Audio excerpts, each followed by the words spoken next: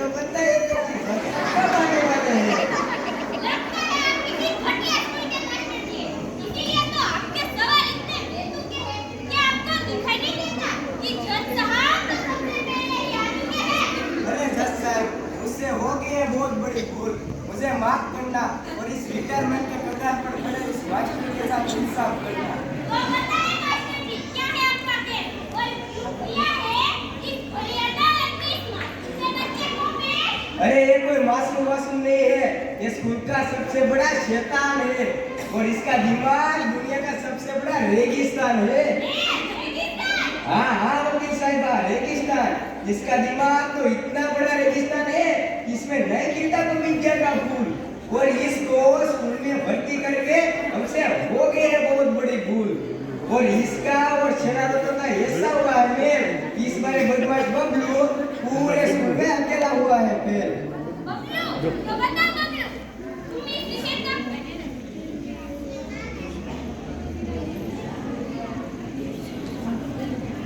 बताओ बबलू, मास्टर जी जो कह रहे हैं क्या वो सही है?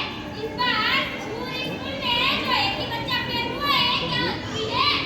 आज अच्छा पूरे स्कूल में अकेला वो फेल। ये सब तो मेरी किस्मत का है कि ऐसा नहीं कि मैं पढ़ता नहीं, विद्या की सीढ़ी चढ़ता नहीं। एक बार घर में पाते ये काम, मैं रटने लगा डार्विन का सिद्धांत। हमारा पूरक बंदर थे, हमारा पूरक बंदर थे, हमारा पूरक बंदर थे। और जब मैं रट रहा था तब पिताजी अंदर थे। वे आए और चिल्लाए, ये क्या बता रहे हो? वो बता क्या रहे हैं? सोचा था पढ़ेगा लिखेगा बाप दादा का नाम रोशेगा।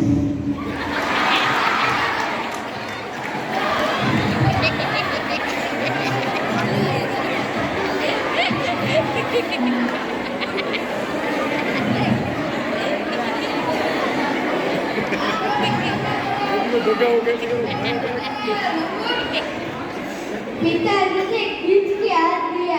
मैंने डार्विन साहब, आप तो पक्के मर गए और मेरी जान को मुसीबत कर गए। अब आप ही बताओ जज साहब कि हम क्या करें? अगर बंदरों को पूरक मानूं तो घर में पिटाए और ना मानूं तो स्कूल में धुलाए। फिर मैंने सोचा कि सबकी राह ली जाए और एक नतीजे पर पहुंचा जाए।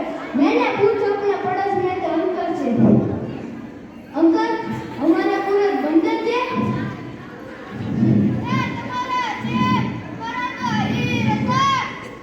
अब आप ही बताओ जज साहब कि हम क्या करें?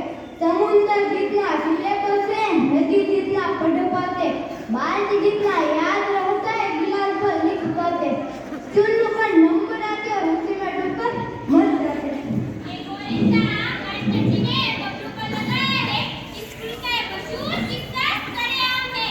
बबलू की हुई मास्टर से लड़ाई, मास्टर ने की बबलू की पिटाई। बबलू का हुआ गरम खून, गया कब्रिस्तान और मास्टर जी की फोटो टांग कर लिख दिया कमिंग सून। मैं टेंशन के मारे में करता भी क्या जज साहब, मेरी टूटी फूटी किस्मत इनकी हाथ में थी। थोड़ा पास कर देते तो क्या बात थी? किताबें तो सारी तेरे पास थी, थोड़ा पढ़ लेता तो क्या बात थी। देखो इल्जाम मास्टर जी ने बबलू पर लगाया है कि बबलू पिछले 10 दिन से लगातार स्कूल ही नहीं आया। जज साहब, पूरी स्कूल को पता है कि उन दिनों में कमजोरी के कारण गिर गया था, क्योंकि मैं बहुत ही ज्यादा बाहर घूमे गिर गया था। अरे जज साहब, एक तो एक क्लास में पूरी दिन भर सोता है और मूर्ख किसे बना रहा है? बर्ड फ्लू तो सिर्फ पक्षियों में होता है। अरे अपना तो कुछ पता नहीं और सारी मेरी बात करते। इंसान समझाएगा रोज उनका मुद्दा तो बता देते हैं। मामला बड़ा ही संगीन है, बबलू बड़ा ही रंगीन है और इसलिए मास्टर जी गमगीन है। जब हम तुम्हारे जितने थे तब हम भी शरारतों के सरदार थे। जब लेकिन पढ़ाई लिखाई की बात आती तो क्लास में सबसे होनहार थे। हो सकता है मास्टर जी आपकी क्लास में अव्वल नंबर आते होंगे, क्योंकि आपको कोई ढंग के मास्टर पढ़ाते होंगे। देखिए जज साहब, देखिए इसकी यही बातें हमें भाती नहीं, क्योंकि पढ़ाई लिखाई और अक्ल की बातें इसे आती नहीं। अगर बबलू तुम्हारा यही हाल रहा, तुम अपना भविष्य का स्वेटर कैसे बुनोगे? अगर एक तरफ हो पैसा और एक तरफ हो अक्ल तो तुम किसे सुनोगे? बता बबलू। मास्टर जी मैं अपने भविष्य का स्वेटर बहुत सी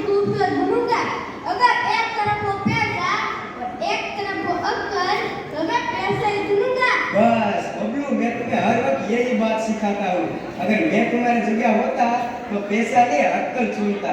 मास्टर जी, बबलू अपने मन की सुनता है, जो चीज जिसके पास नहीं होते वही सुनता है। बबलू मास्टर जी, मास्टर जी। बबलू बेचारा बच्चा है, कोई जीवन नहीं, ऐसा बात को खबर नहीं देता है, ये अदालत है, आपको इसका कहना नहीं। देखिए जज साहब, आपके सामने हुआ जो खेल, इसलिए बदमाश बबलू पूरे स्कूल में अकेला हुआ है फिर। तो बता बबलू, इसकी सेना को बिना से करेंगे, तो एक बार बता, तू पढ़ाई लिखाई में ध्यान क्यों नहीं देते? मैं क्या करूं जज साहब, ये पढ़ाई लिखाई की बातें कुछ मेरे समझ में नहीं आती है। अगर तुझे कुछ समझ में नहीं आता तो तू रट्टा मारा कर, चाहे बम्बई हो या पूना, दिल्ली हो या पटना, सभी बच्चों को आना चाहिए अपनी अपनी किताबें रटना। रट्टा मार के तो हर कोई पास हो जाता है, प्रिंस आम जमाने में बहुत ही खास बन जाता है। एक बार छुट्टी से मास्टर जी, रट्टा मार के जिंदगी में के कुछ नहीं होता, तो एक बात भूल गए, मैं इंसान हूँ, मैं बाबा जी का तोता नहीं। इसी बात पे बब्लू ने लगाया छक्का और मास्टर जी रह गए हक्का बक्का। और सुन बब्लू, एक सवाल मेरी ओर से, अगर मेरे सवालों का तू देता है सही जवाब, तो तू स्टूडेंट है लाजवाब। तो बता बब्लू, दुनिया में सबसे पहले ये फल किसने चखा था? या तो बता, चांद पर पहला कदम किसने रखा था? दुनिया में नहीं, पूरा ब्रह्मांड में ऐसा दुनिया ने चखा है, क्योंकि चांद पर पहला कदम नील आर्मस्ट्रांग ने रखा था। और दूसरा, देखिए जज साहब, देखिए, इनसे ही बेतुके के सवालों से मैं स्कूल से भाग गया था। मास्टर जी, दूसरा कदम भी तो नील आर्मस्ट्रांग ने रखा था, वहाँ अंगड़ी करने थोड़ी गया था। देखिए, इससे तो यही साबित होता है कि खराबी इस बच्चे में नहीं, खराबी पूरी इस शिक्षण प्रणाली में है। जो फूल बेचारा अभी अभी खिलाए, तभी उस पर शिक्षा का भयंकर बादल गिर जाते हैं, और बबलू जैसा बच्चा कमजोरी के कारण फूल में ही गिर जाता है। अरे ओ वकील साहिबा, दूर किनारे बैठे बैठे मन बोल कर मैं कुछ भलाई नहीं है, और आपके ये बेबुनिया विचारों में मैं बिल्कुल सहमत नहीं। जज साहब, उसको एक और चांस दीजिए, मैं साबित कर दूंगा कि इस बबलू की पढ़ाई से कितनी दूरी है। तो बता बबलू, जिंदा रहने के लिए क्या जरूरी है?